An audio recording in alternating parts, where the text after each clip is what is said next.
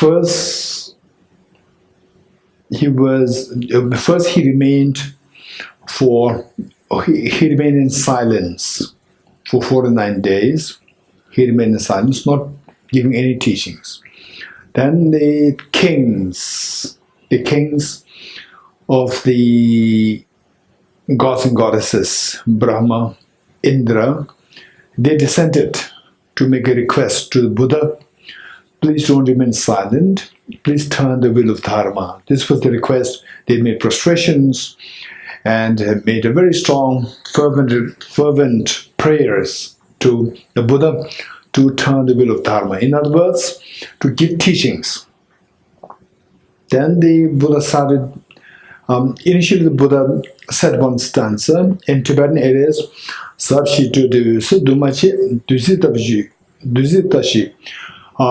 duzitabu chushi kuinyen sulashi yakwa many baby managana nebacha. This is a Tibetan version. In English, the path which I've discovered is very profound, is peaceful, devoid of elaborations, clear light, non-composite.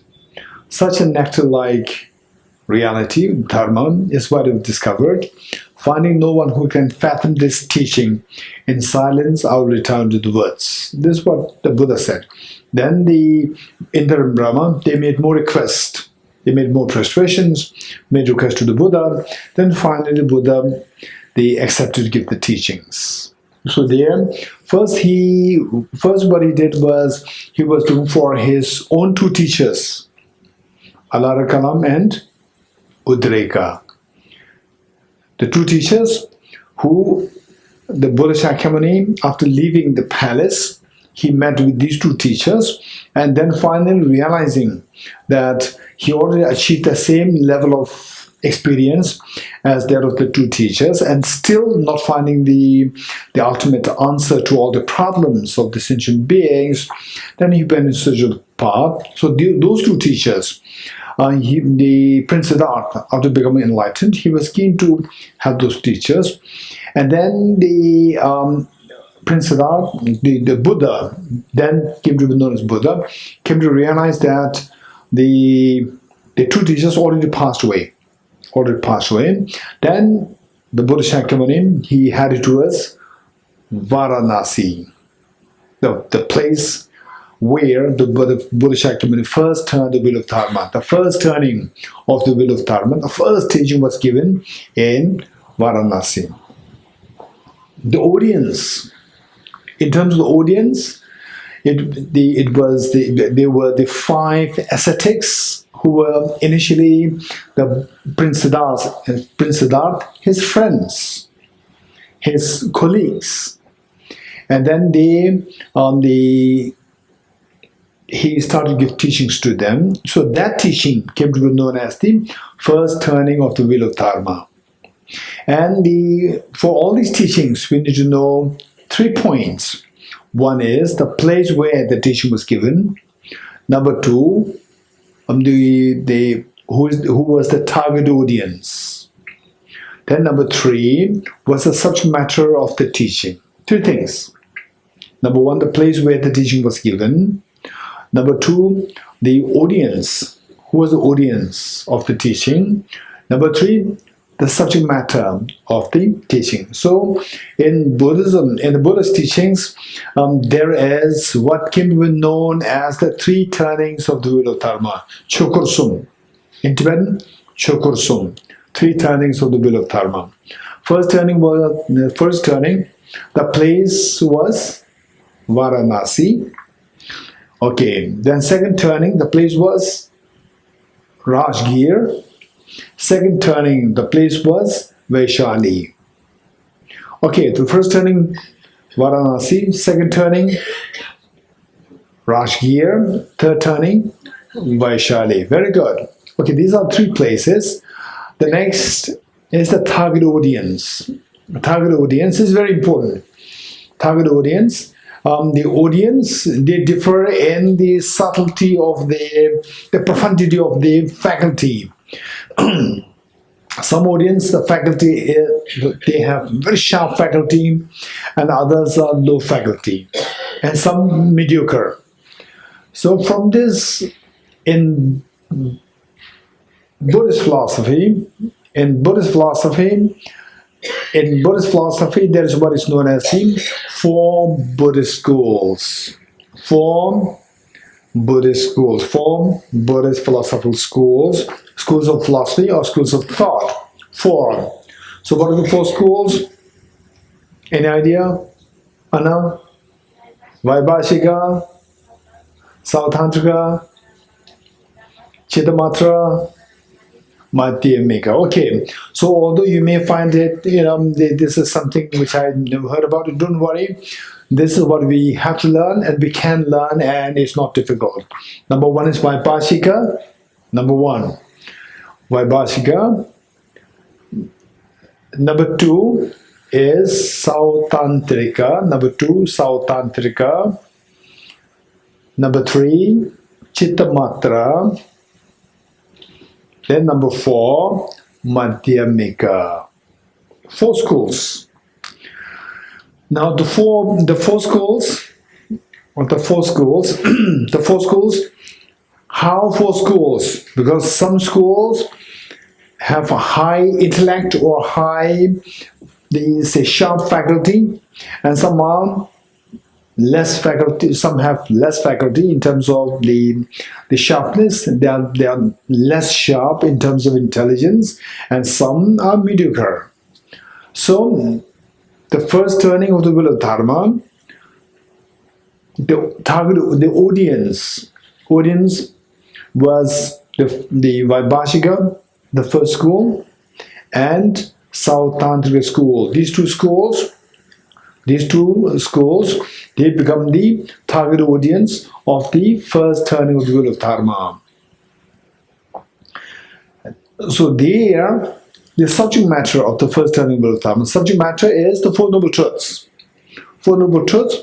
In fact, the Four Noble Truths, we heard about so many kinds of Buddhism, like Theravada Buddhism, Chinese Mahayana Buddhism, Tibetan Vajrayana Buddhism. In other words, Theravada, some people classify like this: Theravada, Mahayana, Vajrayana. So in actuality, the best way by which to classify it in a proper way is Theravada, then the Sutrayana Mahayana, and Vajrayana Mahayana. This is the best way where you don't make any mistakes. Otherwise, if you say just Theravada, Mahayana, Vajrayana, then you are making blunder, because Vajrayana is a part of Mahayana. And some people think that Vajrayana is not Mahayana. Mahayana doesn't mean the Chinese Buddhism. Chinese Buddhism is just one part of Mahayana. So these distinctions we have to know. In other words, what we learn is that the first turning wheel of Dharma, the place is Varanasi, and the target audience is Vaibhashika philosophers, Vaibhashika practitioners, and Sautrantika practitioners. These two. And the subject matter is Four Noble Truths. Four Noble Truths. And Four Noble Truths is so precious, so important. We have to know the Four Noble Truths. Four Noble Truths is the ground, the basic ground, the basic framework, the basic fabric of all Buddhism. Theravada, Chinese Buddhism, Tibetan Buddhism, all Buddhism, the ground is Four Noble Truths. This is very important for us to know that. Then second turning wheel of Dharma, the place is Rajgir, and then the target audience is Madhyamika school, the fourth one, the fourth school, Madhyamika school. Target audience is Madhyamika school, and the subject matter is ultimate reality or emptiness according to Madhyamika. Emptiness according to Madhyamika. This is the second turning wheel of Dharma. Then the third turning wheel of Dharma. Third turning wheel of Dharma, the place, Vaishali, and the target audience is Chittamatra. Of the four schools, the third one, Chittamatra. Chittamatra is the target audience of the third turning wheel of Dharma. And in terms of subject matter, It is the Chittamatra philosophy. Chittamatra philosophy. This is subject matter of the third turning wheel of Dharma. Okay, this is just a very, say, the broad picture of the three turns wheel of Dharma. Now, for us to see the coherence, to see the correlation or the coherence of these three turning wheel of Dharma, the first turning wheel of Dharma, which is the Four Noble Truths. So there, Buddha laid the ground. Buddha laid the ground, say the Four Noble Truths, where the Buddha said, this is the truth of suffering, the first one. This second one is, what are the Four Noble Truths?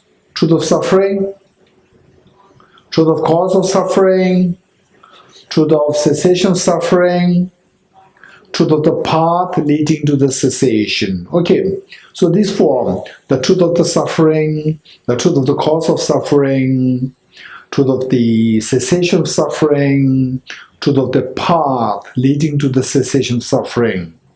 Okay. This is what the Buddha taught in the first turning wheel of Dharma. Then, finally, what we seek is that, okay, some people, if you ask, what do you like in your life? What do you want in your life? Some people say that I want promotion, and some may say I want to become IAS officer, right? And some people may say that I simply want adventurous life. And some people may say that I want to be more into politics. Some people may say I want to go into the diplomacy, become a diplomat of the country. And some people may say that I just like to have a simple, family. Okay, this is what people have. So these aspirations are there. And some people say that I like to work for the animals.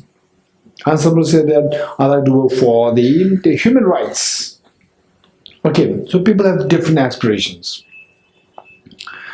And the different aspirations, if we ask the second question, why do you want promotion? Why do you want a good job? Why do you want to become an academic?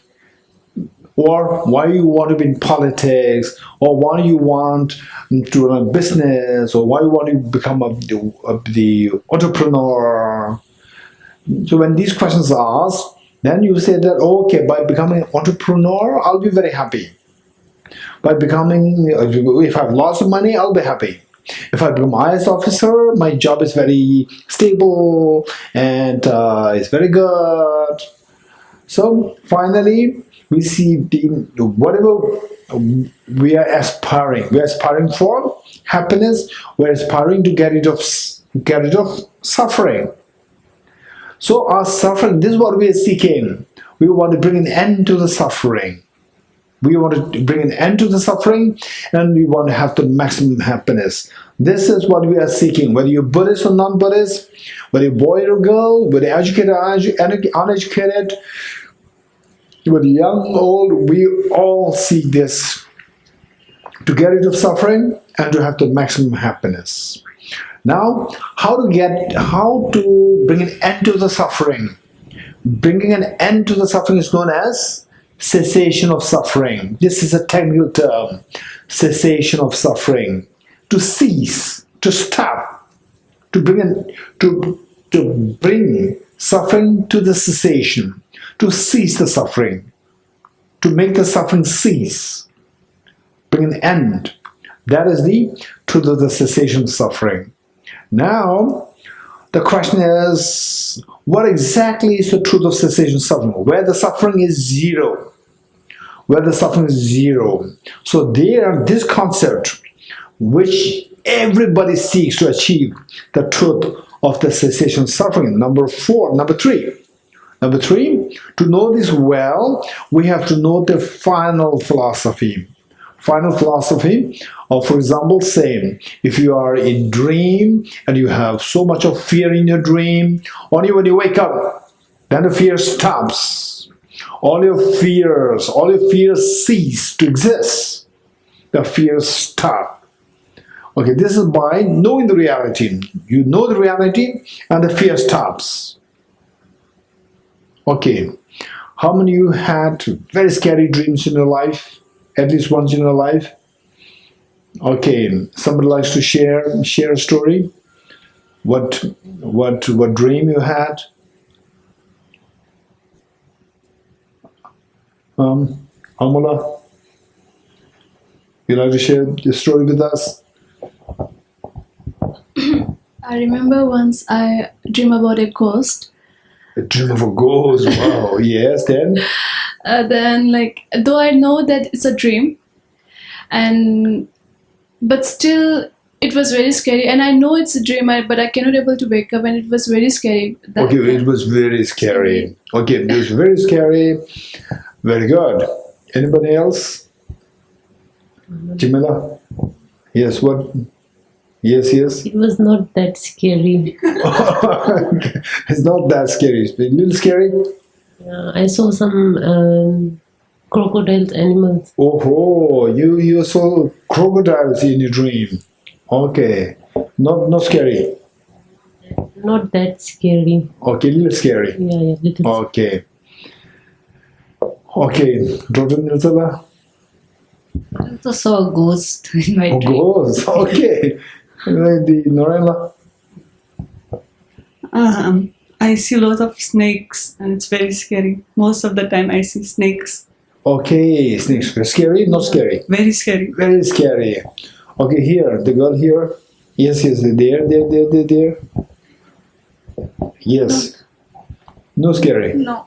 Okay, you never had scary dreams. No. Lucky girl. Okay, you're a lucky one. Okay, they over there. Yeah, I think ghosts mostly. Okay, mom, ghosts. Okay, Anna. Some aliens were taking my mom away. Okay, a UFO. Yes. Unidentified flying objects. No, Some aliens. aliens. Yeah, Some aliens taking away your mother. yeah. Okay, Namjala. I saw the yak. The yak is beating me. Okay, Yak was coming to attack you. Oh, that's scary. Okay, there was a gentleman over there. Sometimes we fear that whatever the positions or relations we are having, someday we might lose them. Then what will happen? Say it again. Whatever the position and whatever the relations we are having right now, Yes, we don't want to lose that. lose them. That's true. That's true. That's true. Jandiji, any scary dreams you had? Geshe, in Tundikale, this is a big ground in Kathmandu, Nepal. We're living Louder, a little louder. Nepal, Kathmandu, Nepal. Yes. Tundikale is a big green plot, and just in front of our house. Me on top of a car, roof of a car, and falling out down. It's a very scary dream. Very scary. Okay, that's very scary. Tijumla? That's scary dreams. Yeah. I had it many times that my parents passing away. Okay, very scary. Yeah. Okay, very scary. Okay, so then, generally speaking, when you had a very scary dreams, tell me, when you have very scary dreams, you see the ghosts as the Norella, you saw the dream ghosts as real, no, dream the snakes as real snakes. Okay, seeing the dream snakes as real snakes, is this wisdom or ignorance? Ignorance, right? So with the ignorance, outcome is fear. Then when you wake up, then you run away? You don't run away. Why not? Because you know that. Yes.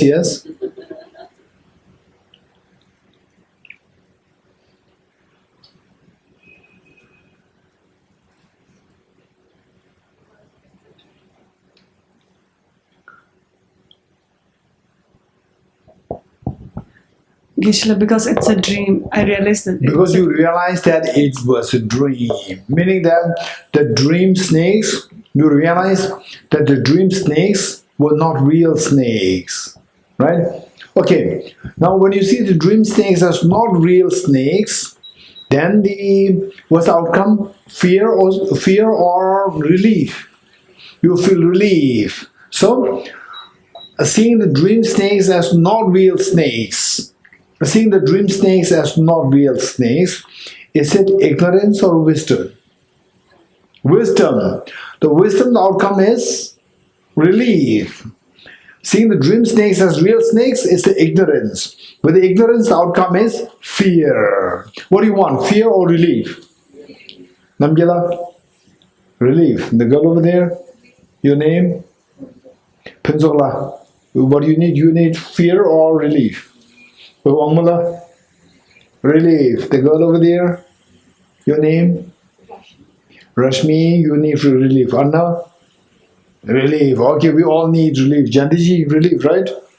Okay, we all need relief. If you want relief, we have to embrace ignorance or wisdom.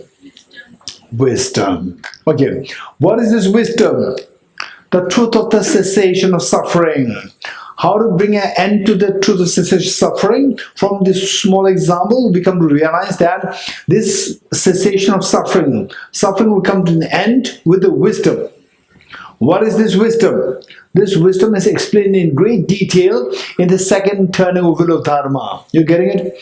First turning wheel of Dharma, we taught you Four Noble Truths. Then with the Four Noble Truths, you learn that I can bring an end to my suffering. How? By wisdom. What is the wisdom? Second turning. Second turning explains the wisdom in great detail. You're getting it? Okay.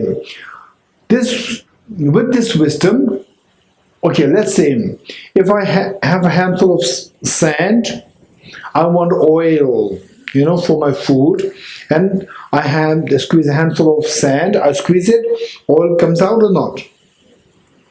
Handful of sand, and then I squeeze it, oil come out or not? Oil comes out? No. Handful of sunflower seeds, I squeeze it, then oil comes out. Yes. Why? Why the handful of sand, oil does not come out? Handful of sunflower seeds, oil come out. Why? Amala? Rashmi? Because the sunflower seed has the nature of oil. There's oil inside the air. Whereas with the sand, there's no oil there. Likewise, for us,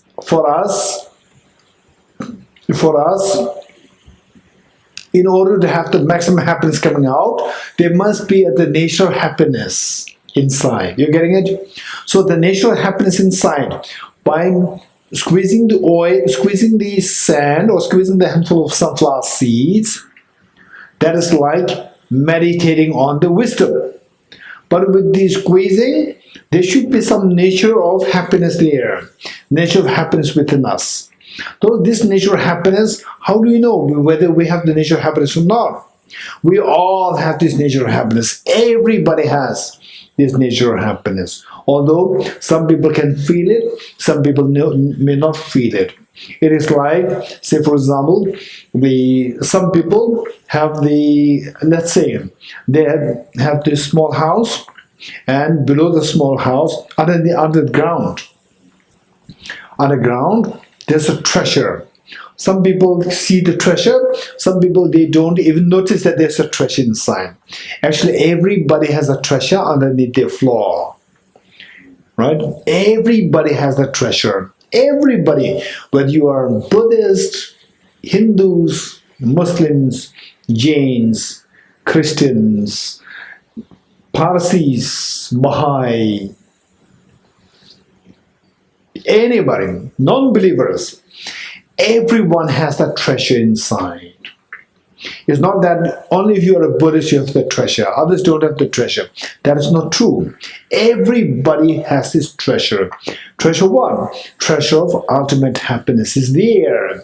Now, so squeezing this handful of sand, Squeezing the handful of sunflower seeds, squeezing the handful of sunflower seed, if you keep it like this, oil will not come out. You have to use the technology to squeeze it. If you squeeze it, then the oil come out of that.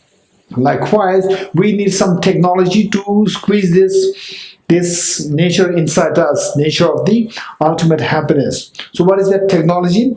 That is the wisdom. We should use the wisdom to make the treasure happiness inside come out. So this treasure in happiness is within each one of us. In some cases, it's a little deeper down the earth, and some is already on the surface, some little down, some too deep, but everybody has it. So in the first place, we have to identify that each one of us, no matter what situation that you're in, some of you may have met with tragedies in your life, difficulties in your life, right? And then sometimes when bad things happen back to back. You agree with me? When bad things happen, it happens as well, like everything is bad, right? Back to back. Today bad things happen, and then you meet your friend. Friend again has to say something back to you. Again you have to bad news. One after the other. Bad news happens. Okay, there's no matter what, how terrible the situation is, deep inside there's a treasure. There's a treasure of happiness. It is there. It is there. Now the job is like the sound of a clap. The sound of a clap, which is the metaphor for your miseries. The sound of a clap, which is the metaphor for your misery, this is not your true nature. For example, let's say this mug. What is inside is water. And if we are all in Delhi now in May. May in Delhi is hot or cold? Okay, in June? Very hot. How many of you have the experience of Delhi, June Delhi? Nambiala, no experience. Oh, Rinzana, no experience. Oh, Rashmi? Yes, Anna? How come? Why you are running away? Now soon you are running away. Okay, never mind. In May you are here. Rinzina, you are here in May, right? Yeah. Yes. Okay. Namjala in May. Now it's May, right? Oh, it's hot, not hot. It's hot. Okay. So say that we are all out. We are all out under 42 degrees centigrade now. In Delhi, it is like 40, 41, 42 degrees centigrade now. And June, it will shoot up to 46, 47 sometimes. Okay, we go out and then we have to wait there for like 3 hours under the sun. We will feel very hot and we'll feel very thirsty. And then how many of you know the Yamuna River? You know Yamuna River? Okay, how many of you don't know the Yamuna River? Everybody knows. Then you're very thirsty. Then I get a cup of water from Yamuna River. You will drink it? Anna? No. Norela? No? No one. Okay. Why do you want to drink it? Why do you want to drink it? There's other option. Huh? There's other option. No. What I'm saying is you are very thirsty and the shops are very far away, right? And this is water that I got you. You want to drink it? No. Why not? It's dirty. It's very dirty. It's very dirty. Okay. Now, this water from Yamuna, keep it there. Now what I do is that I subject this water to purification process. Purification process, like what? Ultrafiltration, then reverse osmosis. With these processes, I purify this water. Okay, now all the dirt removed and very pure water is left. You want to drink it now? Yes. All the water that we get from the shops, the bottled water, they are like that. You want to drink it. Okay, now why you want to drink it now? Because it's clean. Okay, tell me, this clean water came from where? From Himalaya or from Yamuna? Oh, Yamuna is clean water. And then, okay, out of purification, right? So this clean water did not come from Yamuna. It came from purification, right? So it came from where? Yamuna or not? Yes, it came from Yamuna. Now, let's say that on the other hand, let's say that there is the black charcoal. And the black charcoal, I ask you to make it white inside out. What do? You remove the black part. Removing the black part, what will happen to the charcoal? Charcoal will disappear, right? Charcoal will vanish. Charcoal will disappear. Now tell me my question to you. Water on the one hand, black charcoal on the other hand. Water from the Yamuna. When I subject this to purification, the water becomes very clean. The water did not disappear. The water did not vanish. You agree with me? But this charcoal, when I subject this to purification, making it white, instead of the charcoal becoming white, the charcoal disappears. My question to you, why the water did not disappear, instead it becomes very clean? And why the charcoal doesn't become white, instead it disappears? Why? Why there's a difference? Anyone? Because water true nature is clean. Very good. Water, however dirty the water is, the true nature of the water is very clean. Intrinsic nature of the water is very clean. You're getting it? This is so precious. Our mind is, luckily our mind is not like the black charcoal. Luckily our mind is like the dirty water. However defiled our mind is, the true nature of mind is never defiled. The true nature of mind is so pure. You're getting it? Okay, now let's see. Going back, the sound of the clam, which is the metaphor for the miseries, right? So this sound arises from the two hands. Okay, raise your hands. Stretch your hands. Okay, now hit. Good. So the sound arises. So this sound arises by dependence on the two hands. For the sound of the clap to arise, it is only possible with the two hands coming together. With the one hand, however strong, no sound. So these two hands are the causes for the sound of the clap. And these two sounds, the sound of the clap is metaphor for the suffering, and these two hands are the metaphor for the external factors and the internal factors. And external factors are there, millions and trillions of external factors are there. Right? Okay, tell me. External factors. How many external factors are there? Okay, just tell me, how many of you have faced difficulties in your life? Raise your hands. Difficulties in your life. Okay, very good. So these difficulties, each one of us will share some difficulties, maybe one of them. Anyone? Raise your hands. Narayana, you have to share.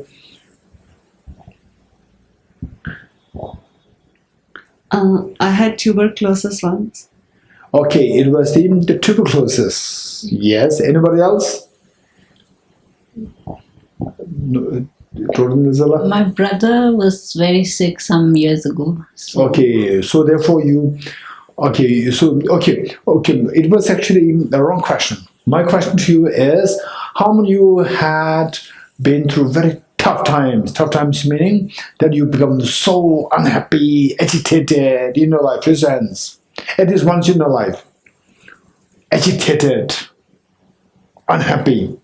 Narayana, no? Raise your hands then. Okay, those who have, okay, now share your experience. Anybody? Jamila? I have to deal with very difficult person. Say it again. I have to deal with a very difficult person. Okay, so that makes you very agitated. Yeah. Dealing with a difficult person. Very good. Anybody else? Your name? Rinzing. Punzola. Punzola, any experience? When you were upset? When did it happen to you? When my aunt was not feeling well. Okay, when your aunt was not feeling well, then you felt upset. Yeah. Why my aunt is unwell? She should be well, right? Okay, everyone. She's in the last stage, that's why. Even my mother's was not good.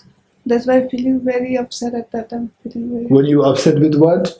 because of the seeing the pain of Your aunt? aunt. Then your mother also what? My mother was also not feeling well at that time. Okay, your mother was also not feeling better. Yeah. Your aunt was also not feeling better. She's also feeling painful. Yeah. So you see the pain there, you feel upset. Yeah. Okay, anyone else? Tejala, any experience? Huh?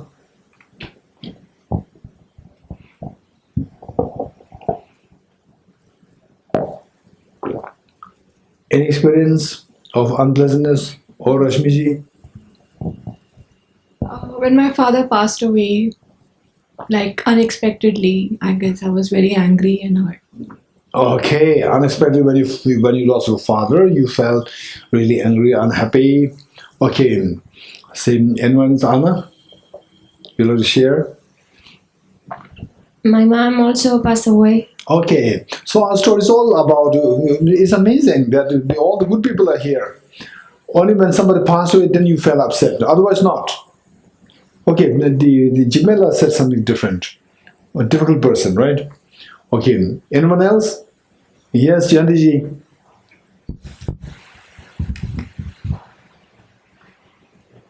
100 years of loneliness, losing my land.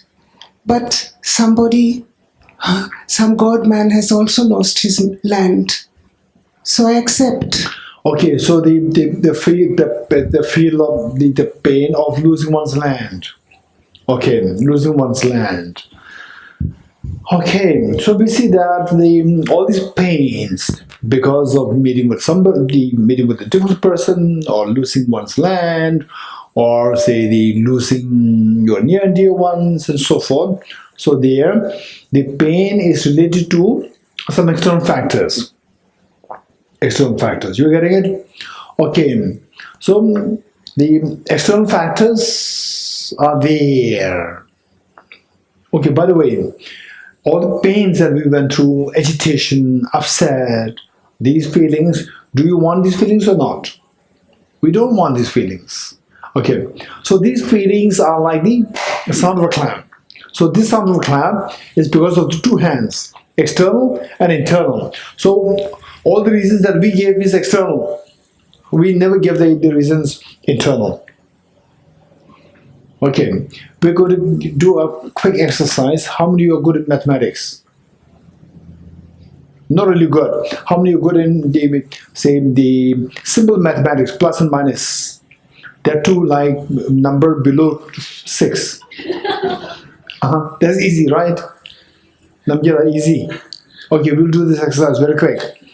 Okay, we'll do this serious. Give me the answer only when I ask you what's your answer. Don't give me the answer before that. Ready? Okay. Don't say anything. Do all the calculation mentally. 2 plus 2 plus 2 plus 3 minus 2 plus 3 minus 1 plus 2 plus 1 plus 1. What's the answer? 13. Amazing. Oh, wonderful. Okay, so you're not bad. You're good in mathematics. Okay, let's do it again. You ready? Same. The rule is same. You give an answer only when you are ready. No, only when I ask you to give an answer. Otherwise, do all the calculation mentally. Don't speak anything. Ready? 2 plus 2 plus 1 plus 2 plus 3 minus 1 plus 2 plus 3 minus 1 plus 2 plus 3 minus 1 plus 2 plus 3 plus 3 plus 1 plus 1 minus 2 plus 1. What's the answer? No answer. Why not? I kept the number very small. It's just plus and minus. Okay, tell me, why you could not give the answer to the second question? Because I said it very fast. How many agree with me? Raise your hands. Very good. Okay, do you agree with me that you could not do the calculation in the second case well because I said it very fast and your mind works very slow? Do you agree with me? But you said that I said it very fast. My saying very fast is external, internal. Your mind working very slow is internal, external. Internal. We are expert in blaming outside. You said it fast. Nobody said that my mind works slow. Right? So this is a problem. You're getting it? While that you fail to give the answer is because of both the factors. That I having said it so fast and your mind working so slow. These both are responsible. For example, for the calculators, I give the command. The computer, I give the command. Even I do so fast, faster than what I said, how I said. Still, it will give me the answer correctly because it works so fast. Which means that our mind works so slow, but you don't look at this angle. You only look at the outside. You're getting it? So this is how we always blame outside. Whereas, if you by blaming outside, if it helps, you can blame. Finally, you're suffering. The sound or clap should stop.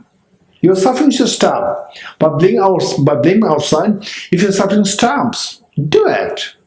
But by blaming outside, the sufferings, do they come to an end?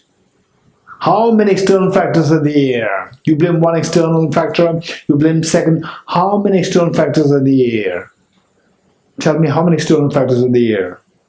2, 10, 100, 1,000? Uncountable external factors are there. You're getting it? This is what we have to keep in mind. Finally, dharma is not for the sake of dharma. It's for the sake of your own happiness. Don't forget it. Dharma should not be followed for the sake of the dharma. It should be followed for the sake of your own happiness, for the sake of getting rid of your suffering, for the sake of acquiring your happiness. That is the reason why we should follow the dharma. If the dharma cannot give that happiness to you, if the dharma cannot get rid of your suffering, then the dharma is pointless. Don't forget that. The job of the food is to remove your hunger. If the food cannot remove your hunger, the meaning of the food is lost. So job of the dharma is to remove your suffering, to give you more happiness. If that is not happening, this is not dharma. Don't forget it. Right? So therefore, the point is, if you by blaming outside, if your suffering becomes zero, do it. But blaming outside, right? Blaming outside, can you get into the external factors outside all the time? Can you get into all the external factors? No, because the external factors are innumerable in number. You're getting it? Okay. So let's say the external factors, what we say as some good factors, bad external factors, good external factors. Even the good external factors, they also become bad external factors. Right? For example, when you say, okay, the students, when you're in the hostel by yourself, okay, when you're hostel with 3-4 students together, you will say that I have no privacy, right? And when you're by yourself, oh no, I will put you in a small room. I'm lonely, right? This is how our mind thinks. So there's no choice. Either you should be by yourself or you should be with other people, right? If you're by yourself, you say, I'm lonely. If you're with other people, you say that I have no privacy. So what to do? Right? This is where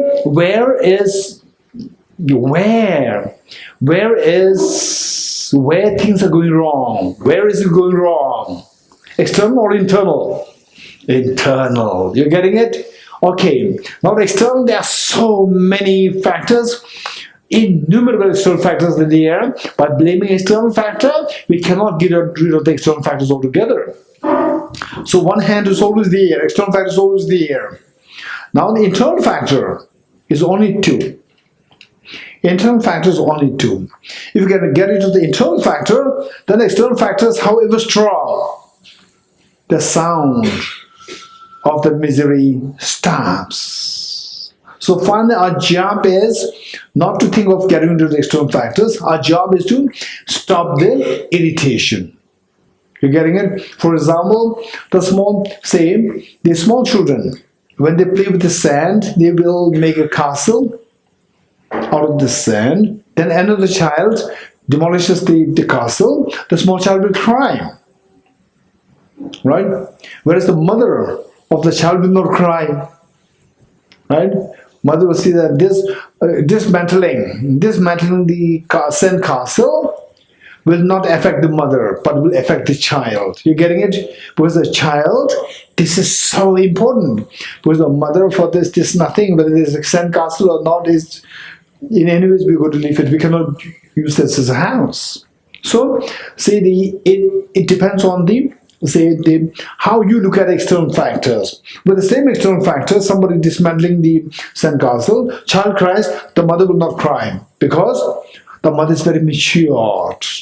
External factor cannot affect the mother, can affect the child. Likewise, people who are matured in tackling the internal factors, they will not be affected by the external factors. However strong the external factors, sound of the misery stops because they are so expert in controlling the internal factors. Tell me, what could be the next question? Omala? What is that mature What are the internal factors? How to become mature to get into the internal factors, right? Okay, for that matter, what I'm asking is two questions. One is, what are the internal factors? Number two, how to get rid of the internal factors? You're getting it? These are the two questions. Okay, now identifying the two internal factors and working to get rid of the two internal factors is known as of the Four Noble Truths, guess. I'll leave it on you to guess. Of the Four Noble Truths, what we are talking now, identifying the internal factors and working to get rid of the internal factors. Of the two hands, internal factor, identify this, remove this, working to remove this, then external factors alone, no sound. Sound of the misery stops. So identify the internal factors and applying or working to get rid of the internal factors. These two fall under which of the Four Noble Truths? Truth of suffering, truth of cause of suffering, truth of the cessation of suffering, or truth of the path leading to the cessation of suffering.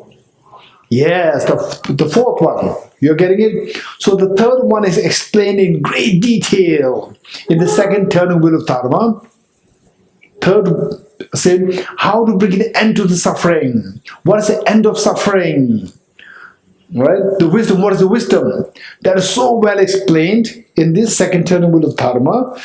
Then say the true nature of your mind, which is so pure, without where the two internal factors are removed.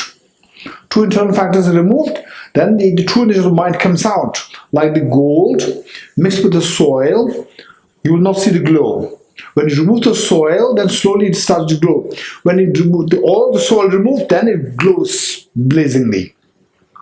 Alright? Okay, so when the dirt is removed from the mind, then the mind glows with happiness. eternally. So this glow of the mind, that is explained so beautifully in the third turning of the wheel of Dharma. Third turning of the wheel of Dharma explains your true nature. What the Amala said, Sri Amma, right? What Sri Amma said, that the dirty water of Yamuna, however dirty the water is, the true nature of the water is never dirty. True nature of the water is so pure. Likewise, the true nature of mind is so pure. It is never ever defiled. So this true nature of the mind, how do we know? That we can know from the third turning of wheel of Dharma, which the Buddha taught in which place? Vaishali. Okay, good. Now from this, those of us who are very interested to know the complete form of the Four Noble Truths, we have to listen to the recordings of the earlier teachings, which are all available from Tibet House. So today we are doing the concluding part, which is the of the Four Noble Truths. What is the fourth one? Truth of the path leading to the cessation of suffering. How? Again, one Sri Omala asks, how can we identify the two defilements, internal factors, and how to work to get into the two mental, the two internal factors. So these two questions, to go into detail, we have to know what is known as the Four Noble Truth. Number 4, the truth of the path leading to the cessation of suffering. Okay. First, what are the two internal factors? Two internal factors. One is ignorance. One is ignorance. Technically, it is known as self-grasping ignorance. Technically, it is known as self-grasping ignorance. The other one is self-centered attitude. One is self-grasping ignorance, other one is self-centered attitude. And these two are not same. And many people may equate the two. Many people may think that these two are same, but these two are not same. These two are technically very different. Okay. Let's say, for example, the light, sun. Sun has two qualities. Likewise, our mind, the true nature of mind has two qualities. And the sun.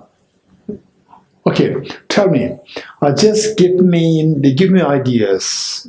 What do you think of the qualities of the sun? Just speak your mind. There's no... Okay, it gives light and heat. Any other qualities? Any other qualities? Can you think of? Tejala? It's bright, and its brightness does not discriminate. It just spreads everywhere. Okay, very good. One is it is bright. It gives light. It gives light means it was opposite of light. Darkness. It dispels the darkness. 1.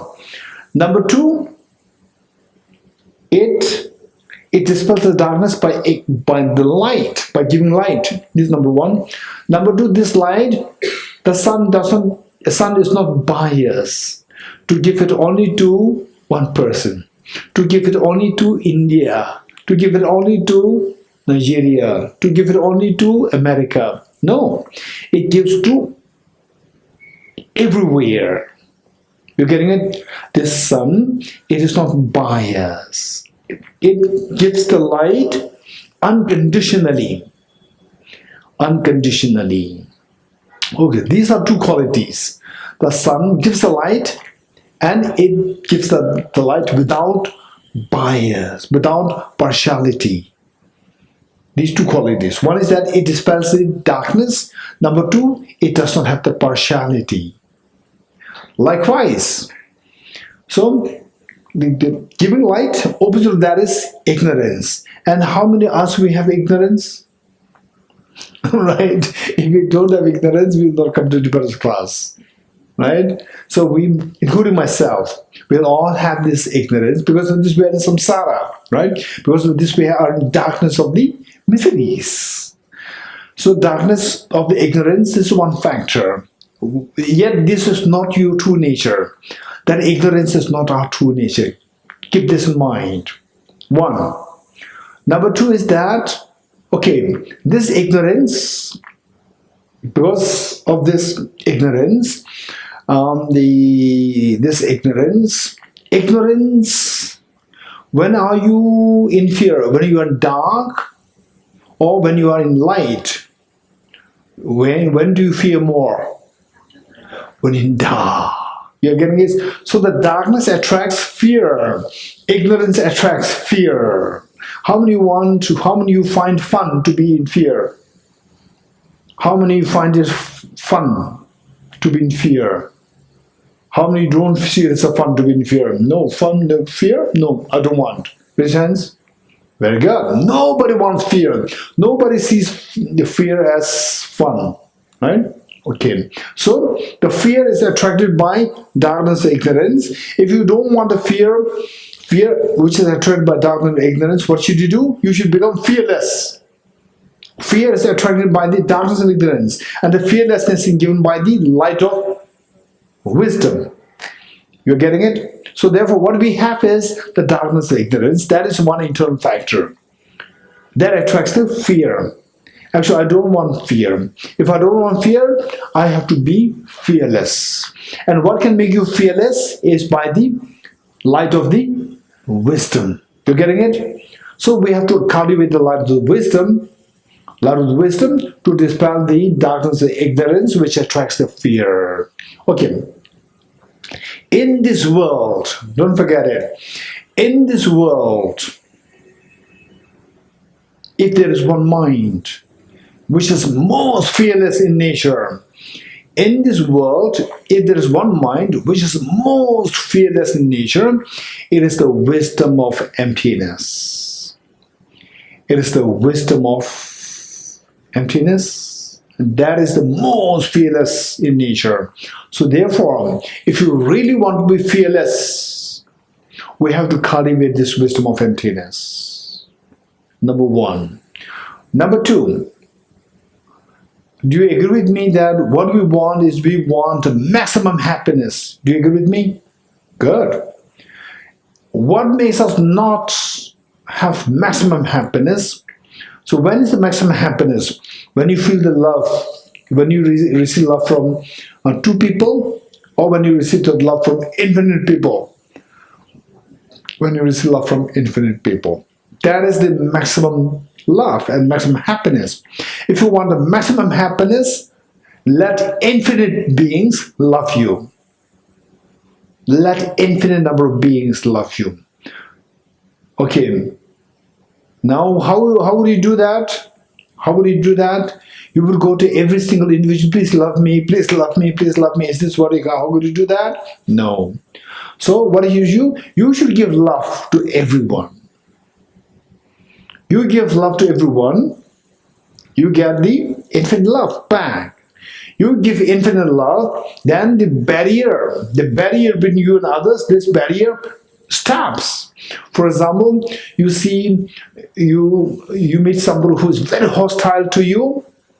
Do you have any experience of that? Somebody who is hostile to you, meeting with somebody who is very hostile to you. Do you have such experience? Pinzola, do you have such experience? No, you are a very special girl. Okay, Homala, Jimela, difficult person, right? You have that. Yeah, but the total Nizala? Yes, Noela, Pantala, no, Namjala, no, yes, yes, Rashmi, yes, Anna, yes, Tejala, yes, the Tejula, yes, yes, yes, okay, the Jadiji, yes, no, Jadiji. Did you ever come across a difficult person in your life? Yes. Yes, okay. The answer is yes. So, When you encounter a difficult person, how does your mind react? Your mind shrinks or your mind expands with the what? The leisure. Your mind expands or your mind shrinks? Your mind shrinks. Okay, mind shrinking is happy experience, or your mind expanding with leisure is happy experience? Expanding is happy experience. You're getting it? So if you want maximum happiness, expand your mind maximum. Expand your mind maximum. How to expand your mind maximum? Love the beings, the infinite beings. Love the beings. Love the infinite beings. Have infinite love towards the infinite beings. You're getting it? Okay. So the two internal factors are, one is ignorance, and the other one is self-centered attitude. Self-centered attitude makes you not love others. Self-centered attitude makes you not love others. That is the poison. That is a poison. Ignorance is poison. Self-centered attitude is poison. Ignorance is poison because it attracts fears. Self-centered attitude is poison because it stops you from experiencing infinite happiness. You getting it? Okay. Now, how to get rid of these two factors? Infinite. What are the two internal factors? What are the two internal factors which attracts miseries? Self-grasping ignorance and self-centered attitude. Okay, very good. Now the question number 2. Question number 1 is done. How to identify the internal factors? One is self-grasping ignorance and the other one self-centered attitude. Why is self-grasping ignorance considered one internal factor? Why? Because it attracts the fears in your life. And why the self-centered attitude is considered as internal factor? Because it forbids you from experiencing infinite happiness. Okay. Now, if you don't want fear, right? If you don't want fear, what should you do? You should get rid of the self-grasping ignorance. How to get rid of self-grasping ignorance? By cultivating the wisdom of emptiness. Very good. And if you want maximum happiness, what forbids you from experiencing maximum happiness?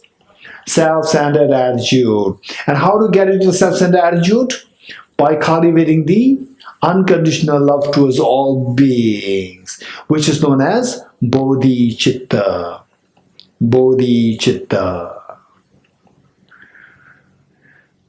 Okay, then the next question is how, right? After identifying the two factors which are responsible for, the internal factors, after identifying the two internal factors, the next question is how to get rid of these two. So, getting rid of these two is by cultivating the two counter forces, the wisdom of emptiness and the bodhicitta, unconditional love of bodhicitta. Okay, so how to practice these two? How to practice these two? First, we have to learn what wisdom of emptiness is.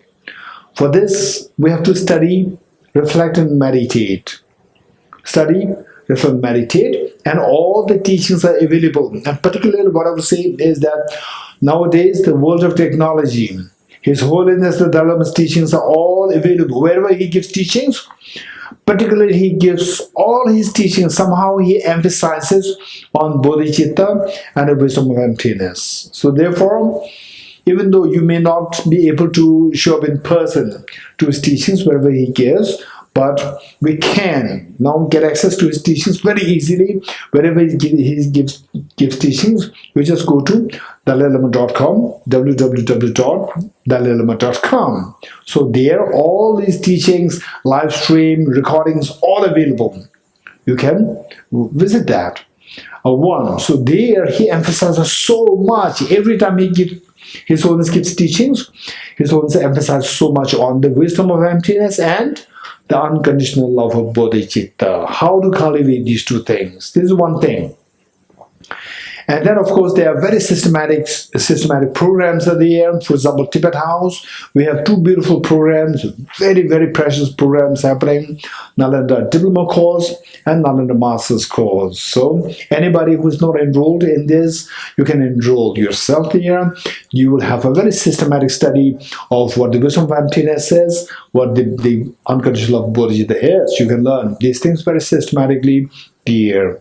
Okay, now in terms of, say, after studying so well, what is the wisdom of emptiness, what is the unconditional love of Bodhicitta, then when you practice it, it is like then, say you are here in Delhi and you want to go for the audience with His Holiness the Dalai Lama in Dharamsala. So here, from there, we have to take steps. We have to get into the bus, get in the car, or get on the train, or go to the airport, right? So these steps we must take. With the steps, then you go closer. Okay, so what takes us closer towards the goal? The goal of fearlessness and the goal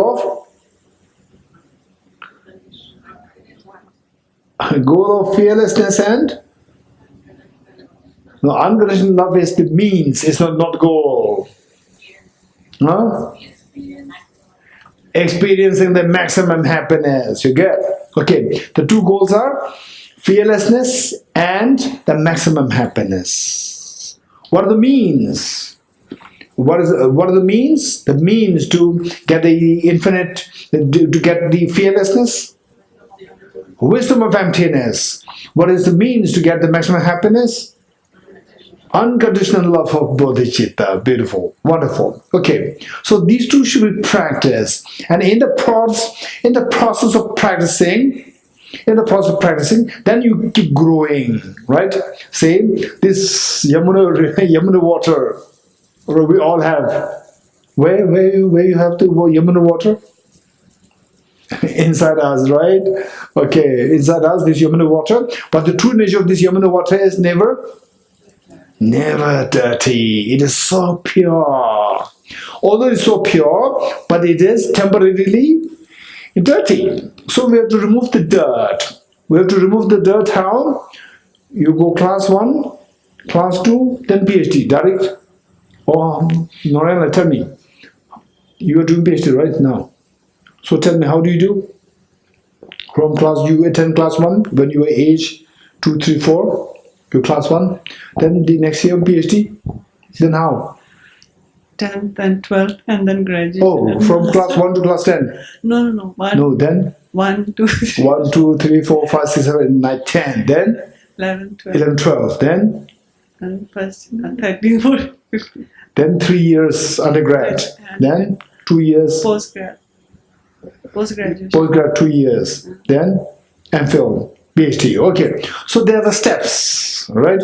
So the practice of wisdom of emptiness and the practice of unconditional love. When you practice these 2 things, then you proceed through you're already in the system. So this system will take you closer towards the 2 goals. What are the 2 goals? Fearlessness and maximum happiness. Okay, so the steps involved. These steps are known as the path.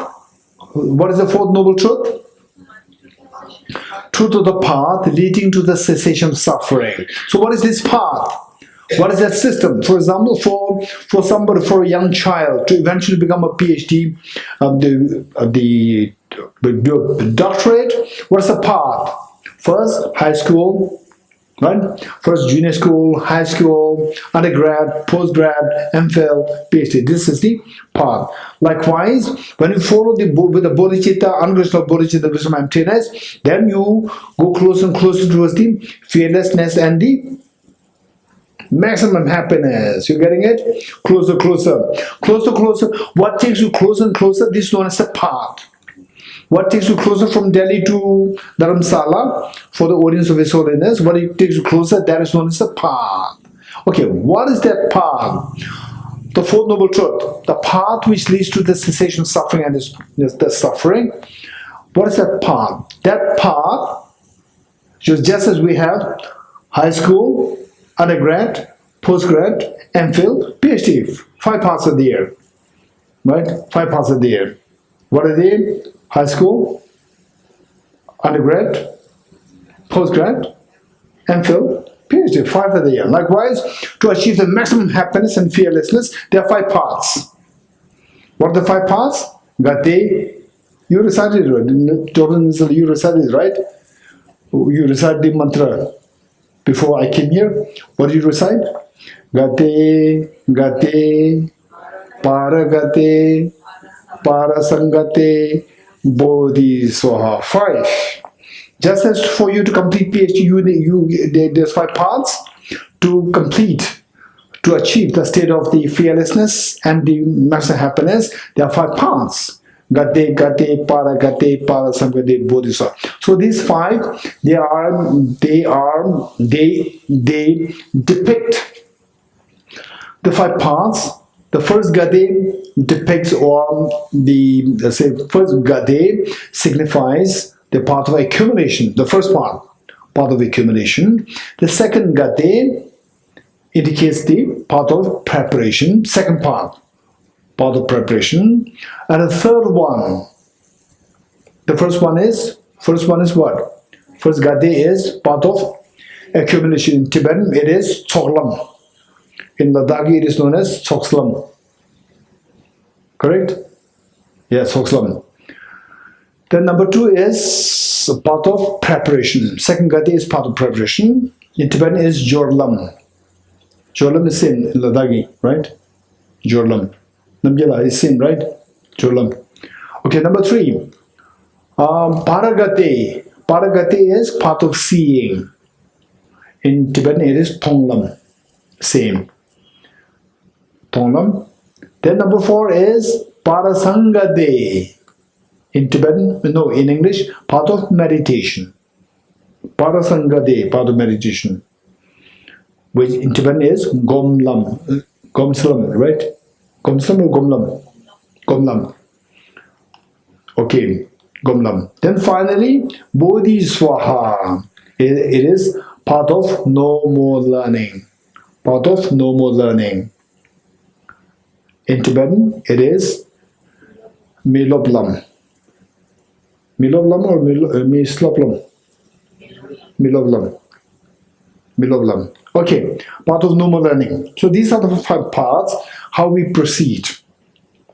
And each of these parts, the details of each of these parts are there, which I'm going to skip here. But they are not really difficult, they are a little detailed. We can discuss. Okay, so these things we do come across these topics every now and then. Okay.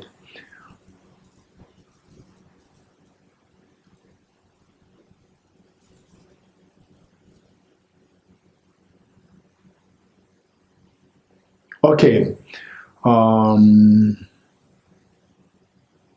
So from what we have learned, the takeaway is, okay, tell me, what do you find as the takeaway from this class? Anybody? Pensola? Any takeaway? With this class, what do you find as something, oh, this is something interesting?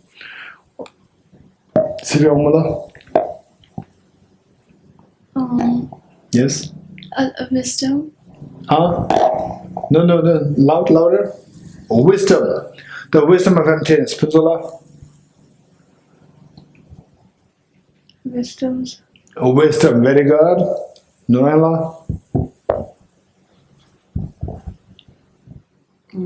Everything. Everything. That's so. Just asking. That's so wise. No, my question is, what is the takeaway for you? For you, okay, today from this class, that is interesting. This is what I have to keep in mind. That's very interesting. What is that thing which you felt as something interesting? To be fearless. To be fearless? Yeah. you have to develop the wisdom of emptiness. Okay, I truly want to be fearless. For that, I need to cultivate the wisdom. Very good. And to have maximum happiness. I want maximum happiness. For that matter, I should love everybody infinitely. I should learn how to love infinitely. the infinite beings. Amazing. Total Nizala. The cessation, the path leading to the cessation. Okay, the cessation. I really want to cease. I really want to have the miseries cease. For that matter, I have to depend on the path leading to cessation. I need to work on the path. Very good, Chimela. I want to become fearless. So there's a mention of fearlessness. This is very interesting. I'd like to achieve that state. Geshe, one important thing today I know, learned, which is like very common, but for me it's very new, that dharma should follow the like sake of your own happiness, not for the sake of dharma. It's amazing. Okay, so dharma is to be practiced not for the sake of dharma, but it's to be practiced for the sake of your happiness, for the sake of getting rid of fear, for the sake of acquiring maximum happiness. Amazing. Wonderful. Nambyala. How to remove my mental factors? Okay, how to get rid of the internal factors, mental departments, internal factors. Wonderful. And Rashmiji? Yeah, internal factors. Yes, interesting. How to get rid of the internal factors. Wonderful, Anna? Everything has been very interesting to revise. Okay, everything interesting. So I'll go back to my home and we'll revise everything once more. Wonderful, Tejala? To make infinite beings love you, you love them. Okay, to make infinite beings love you, we have to love them. Wonderful. And over there, yes? I like, means when I come here more than the class, there's a certain degree of silence I experience. Means experience of silence. Silence. So this silence is amazing. Yes, so this is takeaway. Yes, I feel it to cultivate that sort of thing where the silence means I can feel it even in the crowd. So, yeah. Wonderful, wonderful. Thank you. Over there. To overcome from fear, to overcome from ignorance, we have to cultivate the wisdom, or we have to overcome a light, to face the light. Wonderful. To overcome the fear, we need to get rid of the ignorance. For that matter, we have to cultivate the light of the wisdom. Wonderful. Jandiji? What is takeaway? Love. Love. Infinite love. Yes. Wonderful, wonderful. Tejala? Getting rid away from the self-grasping attitude. Getting away from the self-grasping. Wonderful. Okay. Very good. Very good. Now the point is, practically speaking, how to cultivate the wisdom and how to cultivate the unconditional love of Bodhicitta towards others. Practically speaking, we have to take steps. We can't expect that these two things happen to us overnight. We have to take steps. What step can we take? What is that thing which is doable? Is doable. Number one, for the fearlessness, for the wisdom, is always cultivate a habit of reading books, reading valuable books. Cultivate a habit of reading valuable books, so that will help us to dispel the darkness. Every time we read a useful book, for example, like this book, The Blaze of Non-Dual Bodhicittas, and the books by His Holiness the Dalai Lama. They are so good. You read just one page every day, one paragraph every day. You will, for example, His Holiness the Dalai Lama, you won't believe that that he's so highly realized. Still every day he reads a lot. Reads not just rubbish things. He reads all these valuable scriptures a lot. So, for example, recently when His Holiness was here in Delhi for a few days, His Holiness sent his secretary sent a message to Tibet House to say to borrow that they be able to borrow some scriptures from Tibet House for His Holiness to read. So, like I think about 18 huge volumes, we took them there to where His Holiness was staying. So this is a very good example that we need to keep in mind in order to trigger out the wisdom. Right? So just to see how much, in other words, how to feel love with knowledge. How to feel love. How to love knowledge. That is so important. For that matter, see how, that we build a habit of reading books, valuable books. 1. Number 2, unconditional love of bodhicitta. What is the opposite of compassion? What is the opposite of love? What is the opposite of compassion? Hatred, anger. You getting it? Okay. Say in our life, see how to get away from anger to the best you can. See how to get away from anger to the best you can. This is so important.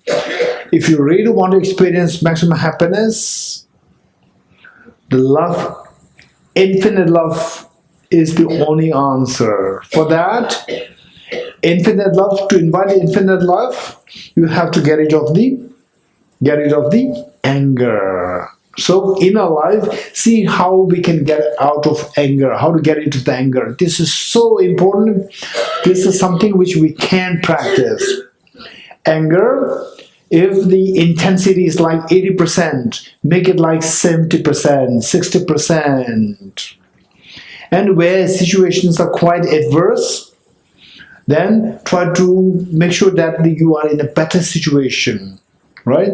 Try to calm down the external factors which can otherwise easily create the trigger anger within you. So just to see how to get into anger to the best you can, practically speaking, just see how much we can get into the anger, number 1.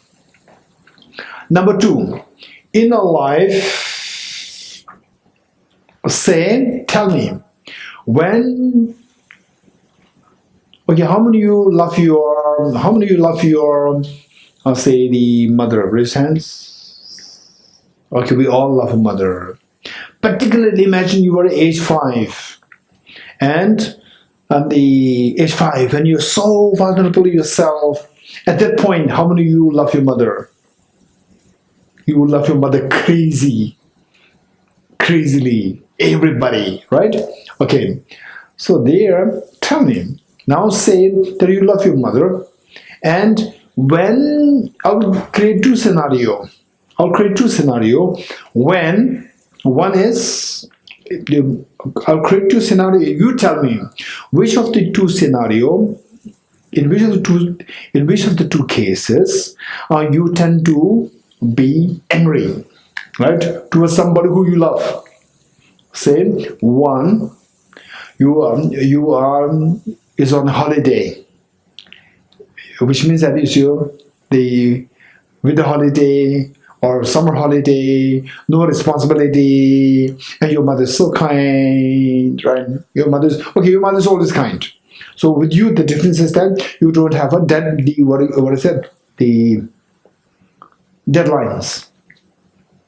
You don't have the deadlines. Okay, PhD deadline. Right?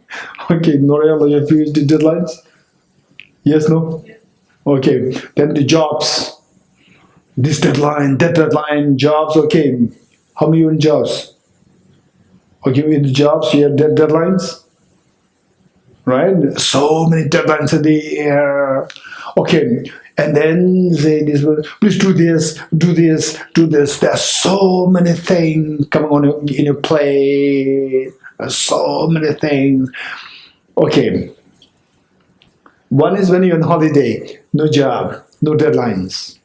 So these two, and then you meet with your mother. In which of the two cases, there's a greater likelihood that you lose temper. When you have so many deadlines and tension. So there you can lose your temper more easily. You're getting it? Okay. So the point is that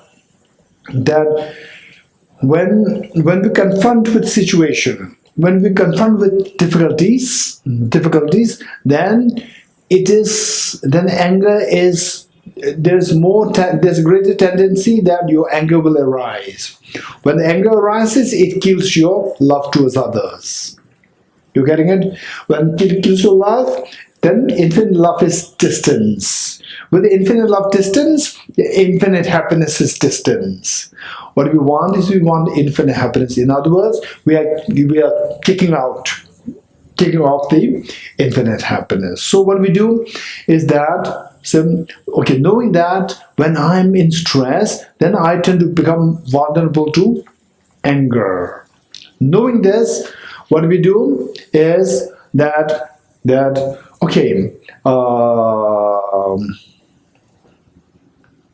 let's say somebody says, "How are you, Narayana?" Then Narayana, I don't know how she responds. She may respond that, "Are you my doctor?" Right? And then, "Oh, Narayana, where are you going? Are you my spy? Do I have to tell you everything?" Right? Or, "How are you, Narayana? Oh, thank you for inquiring me. Thank you for your concern. Yes, I'm fine. Thank you. How are you?" Right? Another one is, "Oh, Narayana, where are you going?" "Oh, I'm going on holiday. I wish you can accompany us. We have a beautiful place there. We have a beautiful, the weather is so good in Ladakh nowadays. We can go to various temples and so forth. No, I know you want to go there," right? Okay, so one is very positive in your response. The other one's very negative. Whatever the other person says is very, you turn it negative. So the thing is, object-wise is the same. How are you? Right? It's the same question, but one person will say that, "Are you my doctor?" It's not your business, right? And the other person says, "Oh, thank you for inquiring about my health. Thank you, I'm fine." So this is same object. Now, which of the two situations you are happy? When you say that, "Are you my doctor?" Or when you say that, "Oh, thank you so much." Which of two situations you are happy? When you respond by saying that, "Thank you for..." So, which means that always try to maintain a positive outlook of the world. Maintain a positive outlook of the world. That will make your mind very positive. When your mind is positive, your mind will be peaceful. Your mind will not be disturbed. When your mind is not disturbed, then you're not prone to anger. Maintain a very positive outlook.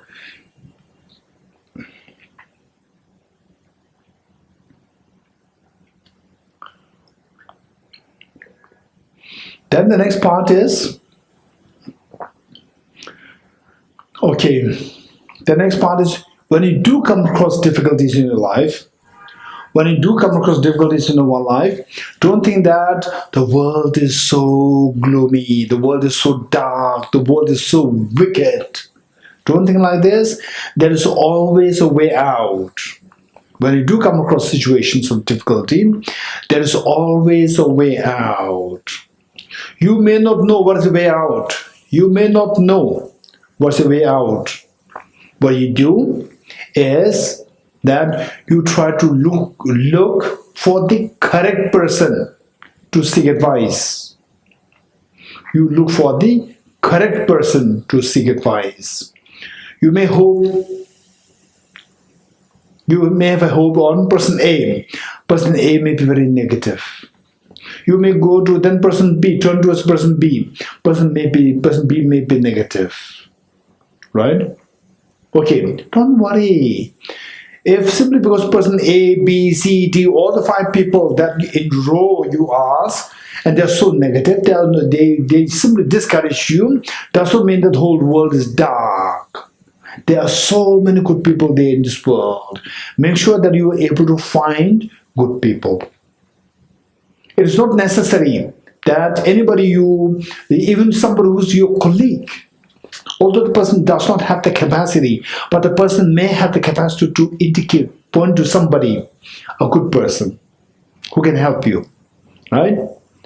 And then, in your life, make sure that just as you need the help of somebody else and you are being helped, you also always maintain a helpful, say, attitude. Try to help someone. Whenever somebody is in need of help, never be good at saying no. Never be good at saying it's impossible, it's not possible. Right? Never be good at saying this.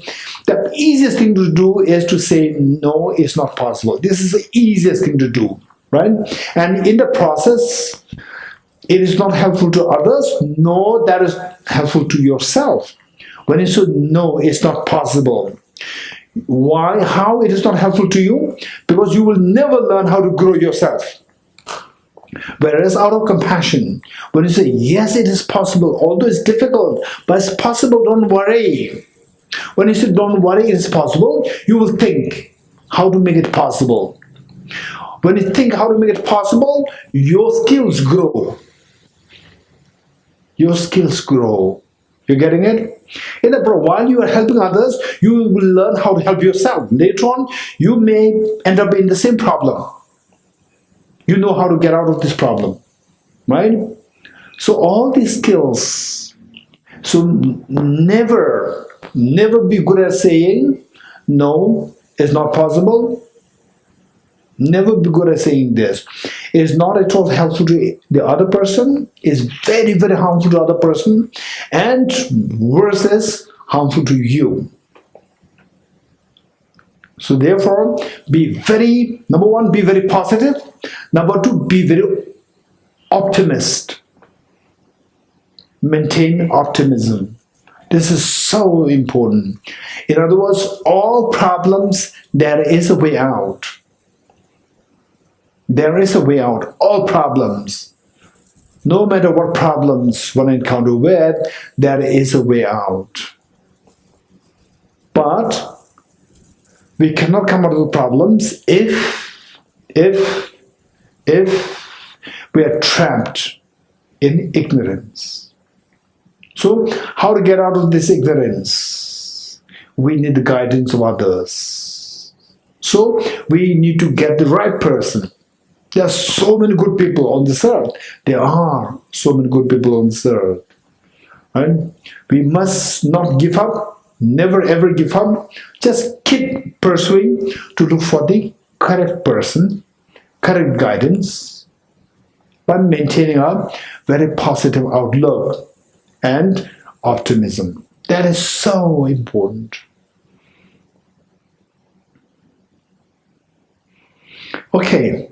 So, with these two things happening, one, say as you keep reading books, reading very valuable books, your knowledge will keep growing. As your knowledge grows, your ignorance keep diminishing. And then as you maintain optimism, as you maintain the positive outlook of the world, and as you maintain a sense of compassion, love towards others, your happiness keeps growing. Right? Combined together, you say that you get a extremely precious meaning out of life. You see a meaning to your life. You will start seeing the treasure inside. The dirt, the metal dirt constantly sheds. And the gold inside, the Buddha nature inside, the gold inside, ultimate treasure, happiness inside will start to shine out. Okay, any more questions? Any more questions? Any practical question, whatever, it will be good for me also. We can, it will be a great opportunity for me to learn, say, the various experiences and so forth. Any questions? Okay, if not, then we will end with the dedication prayer. Dr. Nilsala, you're going to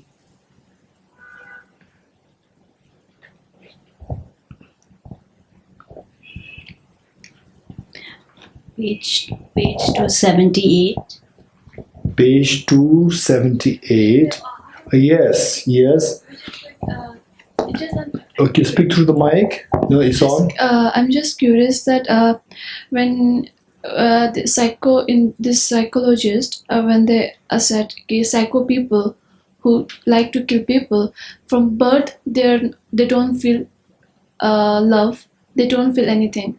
So when we said that every nature of people, every nature of person have this bodhicitta mind, so those people, they also have those, or it's Everyone has this ultimate treasure of the ultimate treasure happiness within oneself. Everybody has it.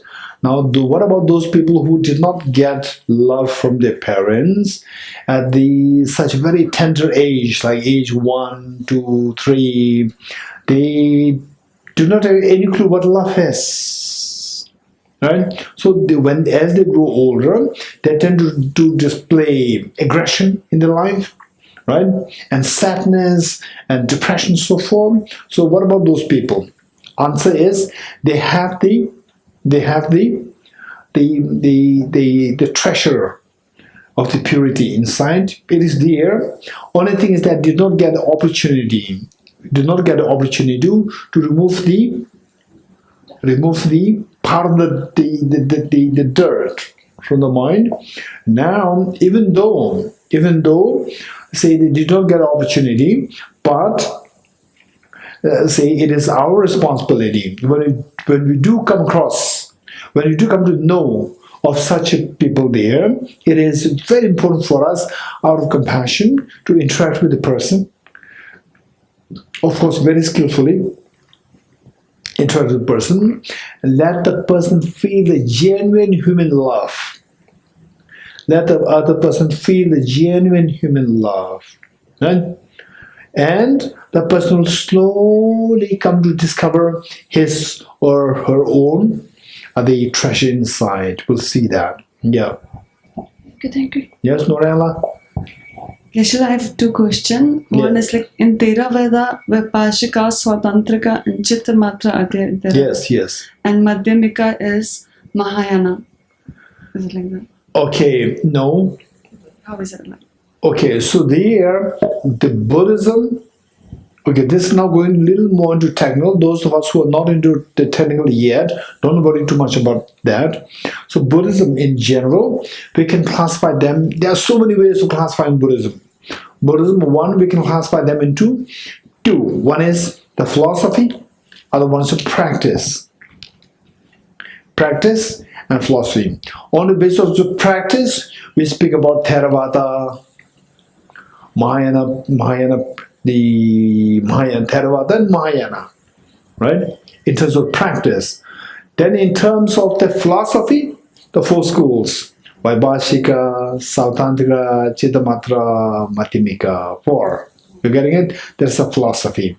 Now, let's say that on the one hand we have, let's see, on the one hand we have people from Ladakh, right? People from Ladakh and people from, let's say, people from, say, the Tibet, right?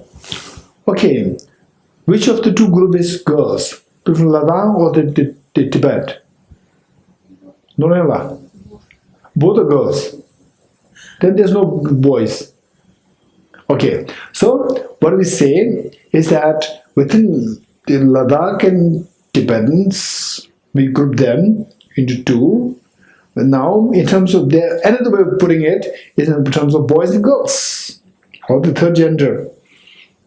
Right? Now, so within the Ladakhi people, some are boys, some are girls, some are third gender. Within the Tibetans, some are boys, girls, third gender. Okay, likewise, say, four schools, that is philosophy, and Theravada Mahayana, that is a practice. Within the Theravada, there can be some who are following the Vaibhashika, some Sautantrika, some Chittamatra, some Madhyamika.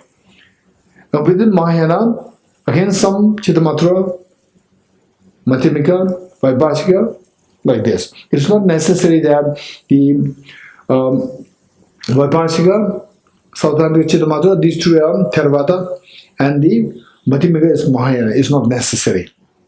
Yeah. Geshe, one more question. I mean, it's very... Geshe, how to get rid of laziness? Okay. How to get out of laziness? This is a very, very, very practical question. This is what most of us go through. It's not just one person, it's most of us. Okay, this is very important. Very important. Okay, so tell me, we all have that experience. Exam is happening after 6 months. Then you study. Exam is happening now only 1 week. You study. Which is the true time you study, you learn more. 1 week, right? Because you feel the urgency. When you feel the urgency, sense of urgency is the remedy to the laziness. Sense of urgency is the remedy to laziness. Okay, I'm sitting here and then I see a snake there. Snake there towards the end of the hall. Snake there. I miss Norela, would you mind removing that snake? Okay. Whereas if the snake is right here, right? Will I say, Norela, will you remove this snake? What will I do? I'll jump. You're getting it? Because I see the urgency. By the time I call Norela, the snake may bite me. So I jump because I feel the urgency. Now, how to create this sense of urgency is this question. For that matter, the 4 seals of the Buddha's teachings. All composite things are impermanent. Right? It's not like, okay, I'm young, right? I'm 20 years old. Okay, now I'm not 20 years old. There are many of you who are near 20 years old, right? Okay, so you say that, you say what you are saying. Today I cannot say I'm 20 years old, I finish. I'm 50 years old now.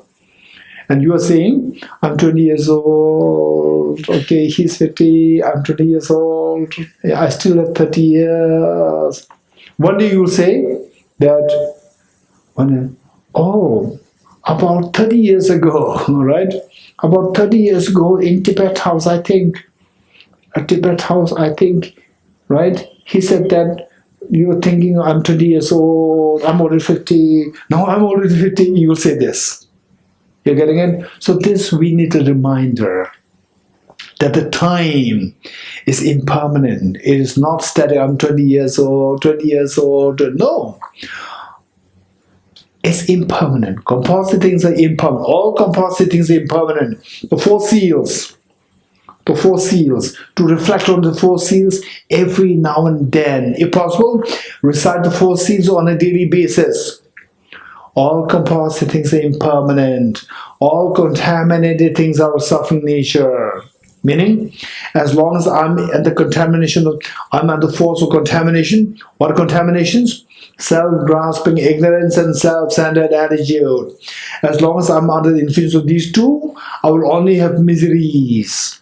All contaminated things are suffering nature. Then, everything is of the nature of emptiness and selflessness. 3rd seal. Then number 4 is, transcending sorrow is absolute peace. You're getting it? Okay, let me say this again. All composite things are impermanent. All contaminated things are suffering nature. Everything is of the nature of emptiness and selflessness. Transcending sorrow is absolute peace. You're getting it? Okay, so if you reflect more on these 4, right? And then a constant thing about, okay, your classmates, many of them already, some of them already died. At this age, not many. Some died, some younger than you died, and many who are older than you died. And then one day you'll come across a time when you will say that, oh, now many of my classmates already died, right? So this is what is bound to happen. So this sense of urgency will come to us only if we remind ourselves of the reality of impermanence as often as possible. You're getting it? So this is what we have to do to overcome the laziness. Any more questions? Yes, over there. When we can stop preaching over children, or I say again? Stop preaching over children. Yes. When they are grown up, now they have grown up. Yes. In 20s, 20 plus. So, what sort of actions we are supposed to take for not preaching them? Every time we are telling something else for their betterment, but they are not giving ears to our talks sometimes. Okay, so say we always tend to tell them what to do, what not to do for their own betterment. They reach a point where they will not listen to you anymore.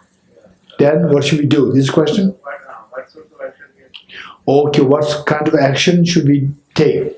Okay, this is a very serious question. Very serious question. Okay. One, this is a very serious question. One is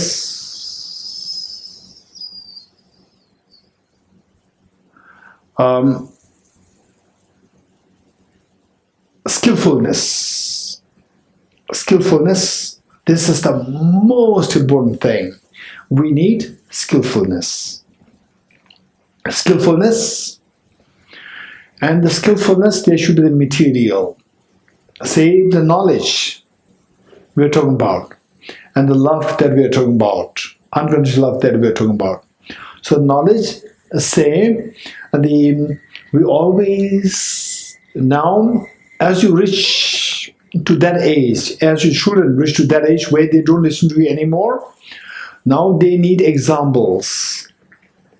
They need examples. And you should show them examples of the knowledge. Finally, you want them not to have fears in their life. You want them to have the maximum happiness. And what you learn is that the fearlessness is through the wisdom and the knowledge, and the infinite happiness, maximum happiness through the love, infinite love. So what you do is that through your example,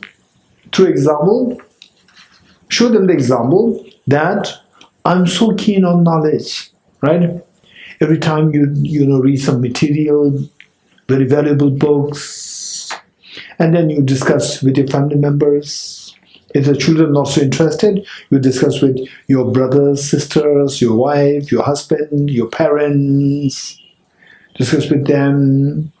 And then let the children see what you're doing. You're getting it. Now they've reached a level where they're not happy just with the ears. They're happy more with the eyes to see what you're doing. Then number two is the practical love and affection that you give not only to yourself. First, give to your family, to your wife, to your husband, to your children, to your parents. We must give love towards your family members. And then where the opportunity arises, give the love and affection towards your neighbors. Even towards the stray dogs and the cats, even the tiny insects. And then try as much to be vegetarian, right? All these steps, now example is required. Now they need examples. They already heard so many things from you. Now they want examples. So you have to show them the examples. So with this as the aim, and generally speaking, like 80% of the people, 80% of the youngsters, they will do what their parents do. The boys, they will do what their father was doing. The girls will do what their mother used to do. You're getting 80% of the children. and the remaining 20 may differ slightly. Right? And some, the parents are so cultured, and the son can become a horrible the dacoit. These exceptions are there, but generally speaking, the sons will imitate their father, the daughters will imitate their mother, generally speaking. And on top of that, if the parents are not educated, if the children they are more educated, then they will look at the inspirations. They will look at the inspirations normally from the neighbors who are more educated. They will seek them as the inspirations. So in other words, at this point, our job is to show them through examples, to your own living examples. Thank you. Okay, yes, Jimela. Geshe-la, how we have to assure ourselves this wisdom will make us fearless? Okay, how can we assure ourselves that this wisdom will give rise to fearlessness? Okay, this is a very serious question. Okay.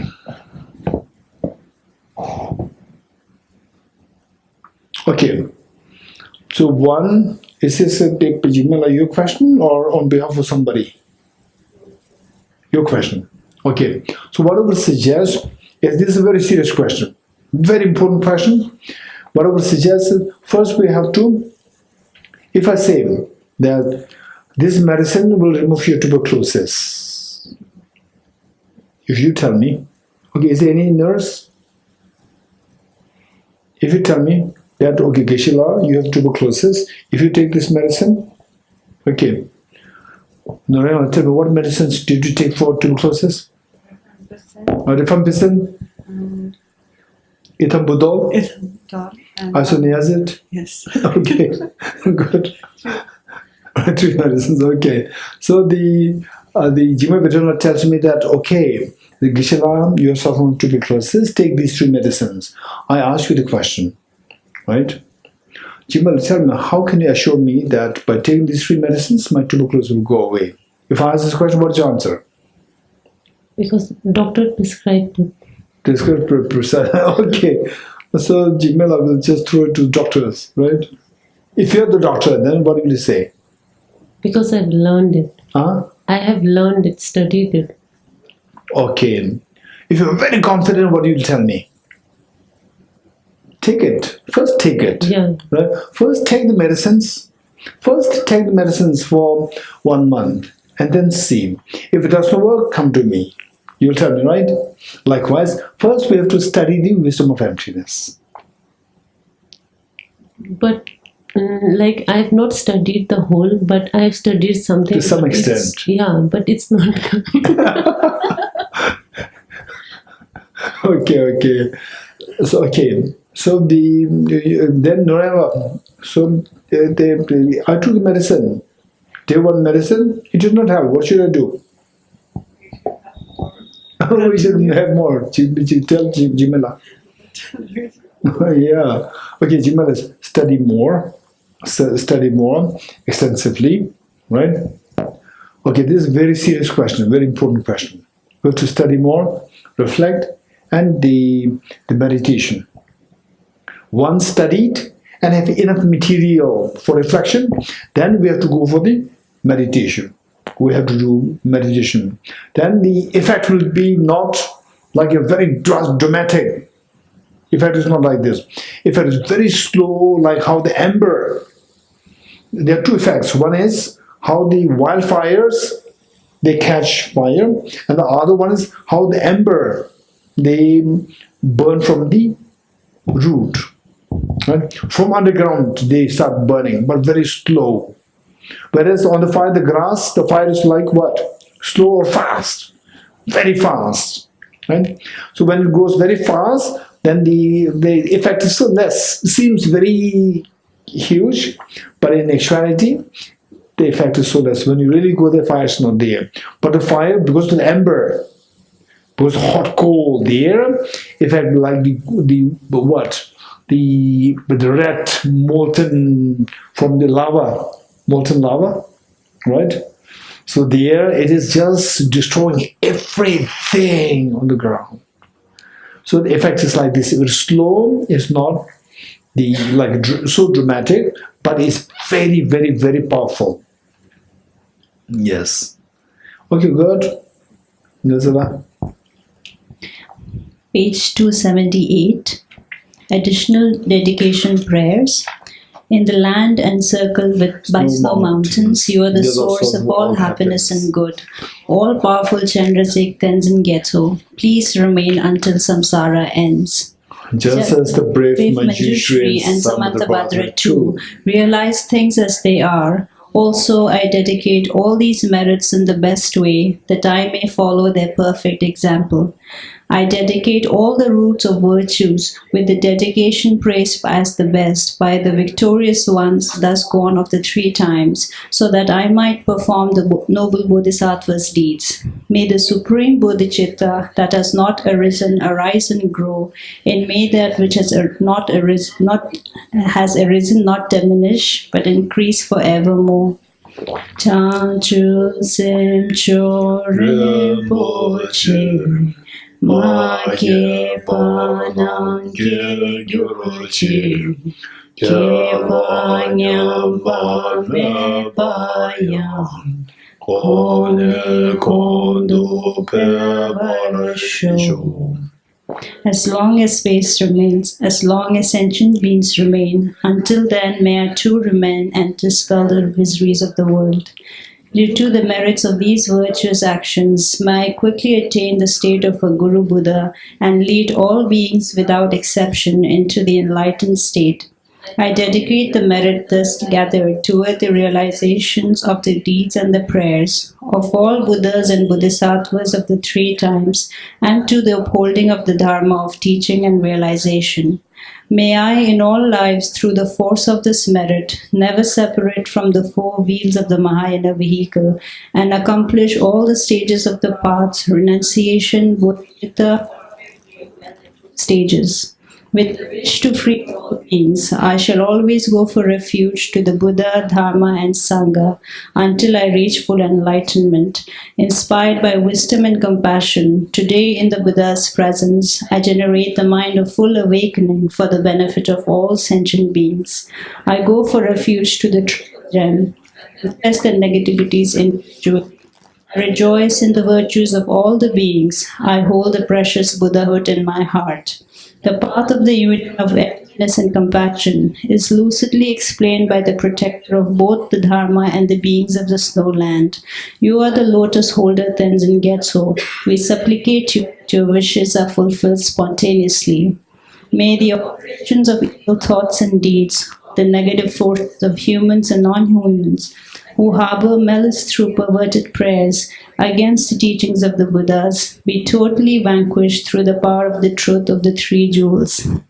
In all my lives, never separated from perfect gurus, may I enjoy the magnificent Dharma by completing the qualities of the stages and paths, may I quickly attain the state of Vajradhara.